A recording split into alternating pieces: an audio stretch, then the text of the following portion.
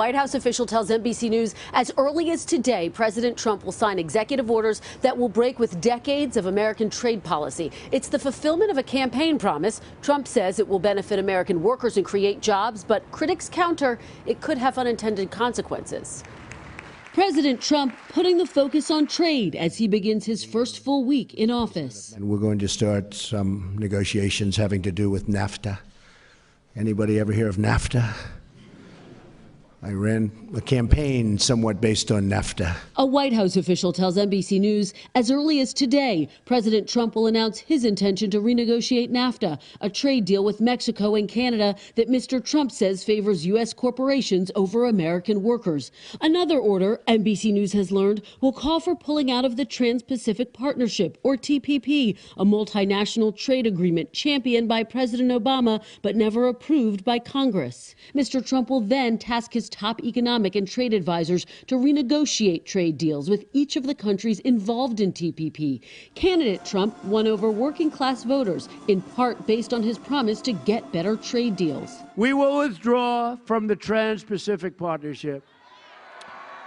We're going to totally renegotiate the worst trade deal ever made anywhere in the world at any time, NAFTA. But free trade proponents argue ripping up the existing trade deals could lead to higher prices in the U.S. and less demand for American goods abroad. The president's other focus this week, a White House official tells NBC News, national security, jobs, and immigration. Mr. Trump's chief of staff pressed on whether the immigration actions will include undoing the Obama executive actions to defer the deportation of 700,000 young people who were brought to the U.S. as children. I think we're going to work with House and Senate leadership as well to get a long-term solution on that issue.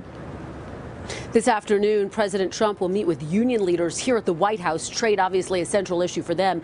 As for NAFTA, President Trump has called for imposing new tariffs on Canada and Mexico. The Center for Automotive Research has warned pulling out of the deal could cost tens of thousands of jobs. Renegotiating NAFTA would require the approval of Congress as well as Mexico and Canada, so any action today would likely be very preliminary. Matt, Natalie, back to you. It's going to be a long road ahead. Kristen Welker at the White House. Kristen, thank you very much. Hello, Today fans. Thanks for checking out our YouTube channel. Subscribe by clicking that button down there and click on any of the videos over here to watch the latest interviews, show highlights, and digital exclusives.